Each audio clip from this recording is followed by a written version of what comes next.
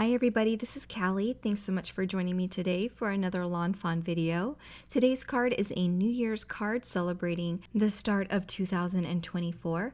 Of course, if you're watching this video at any other time in the future, all you need to do is change that 4 into another number that applies for that year. We're going to do some hot foiling here, so I've got my Glimmer hot foil machine set up for this hot foil project, and I'm using some Speckled Prism hot foil over this cloud background hot foil plate. This Speckled Prism hot foil is pretty on both sides, but the prettier side is facing down towards the clouds. And next I'll put down some light blue cardstock. This is Moonstone cardstock from Lawn Fawn. And once my platform is ready, that light there will stop blinking and I can undock this, run it through my die cutting machine and redock it so that I can pull off the hot foiled project. As you can see, all those clouds transferred beautifully. You can reuse the foil that's there using a solid hot foil plate. If you want to create a more solid prismed background, I'm going to go ahead and toss that piece of foil because I don't need it for any other projects, but you can certainly save it if you'd like. And while my Glimmer hot foil machine is out and still hot, I'm going to foil some fireworks here. This is the fireworks hot foil plate. And again, I'm going to use the Moonstone cardstock so that it coordinates perfectly with our cloudy background that we foiled in the last step. So I'm going to peel away this rainbow foil here and you'll have very colorful fireworks left behind. Now there are some areas that overfoiled and that's an easy fix if you've never seen it done before. All you need is a little sand eraser. I'm using the Tombow Mono sand eraser and just buffing some of that excess away before I die cut them.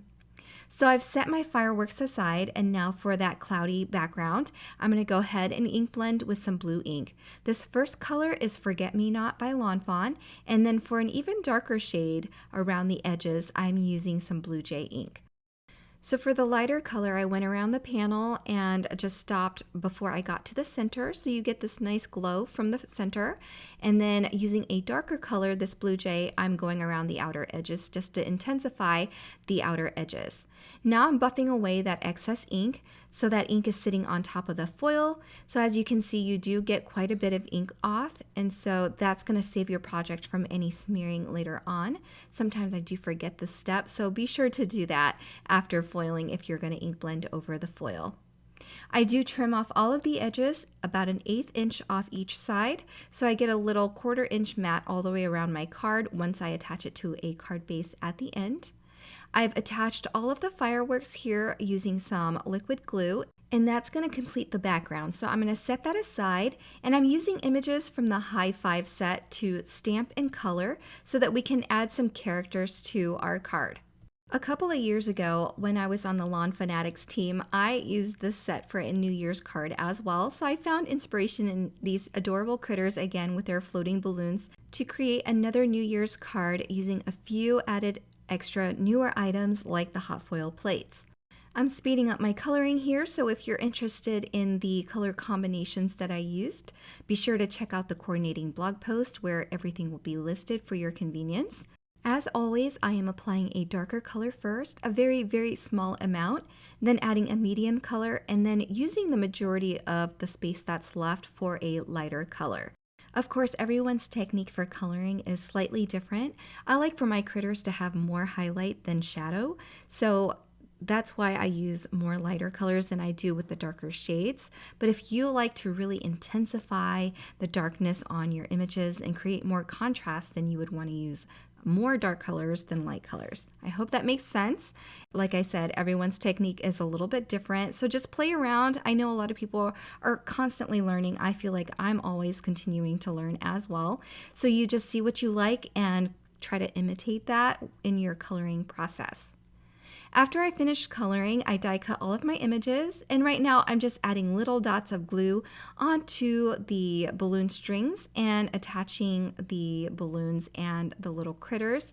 I did have to undo this one with the fox and the straight balloon, but it was no big deal at all. I don't add a whole lot of glue, so it was easy to tear apart, and I did trim the balloon string for that particular image anyway.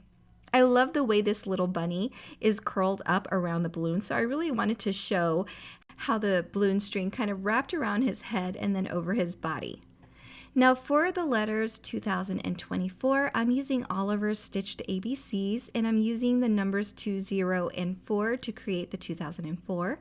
I cut it out of metallic gold cardstock, and then I die cut it twice more out of heavy white cardstock so that I could stack the letters for additional dimension. So after I've glued all those pieces together, I centered them onto my cardstock. And before I adhere anything down, I want to make sure that my sentiment is going to fit somewhere on this card panel with the images as well as those numbers. I have the fancy wavy banners dies, and I'm just playing with the layout before I decide where things are going to fit. And when I'm ready to stamp my sentiment, I'm going to be using the Happy New Year sentiment from the Winter Wavy Sing sentiment set. Now, using some residual blue ink from my blue blending brush, I'm just going to apply some of that ink onto the white banner to give it some interest. And then I'll adhere it over the center of my panel here with some 3D foam squares. And because my numbers were already layered with additional white cardstock, they do already have some dimension to them. So I'm going to use some liquid glue and just attach it to the background. I'm using a little T-square ruler here to make sure my numbers are straight. Then to finish up my card, I can go ahead and attach the rest of my colored images to the card. As mentioned, I did have to peel this balloon away from the fox, and I did trim the string down so that I can make him fit onto this card just right. And then I attached my last two images there with some foam squares as well to match the height of that banner. And then we have a finished card once I attach this panel to a card base. And there you have a finished festive card to celebrate the new year. I hope you enjoyed this project. If you're interested in any of the products that I use, be sure to check out the links below as well as on the coordinating blog post. Wishing you a happy new year. Thank you so much for joining me. Bye everyone.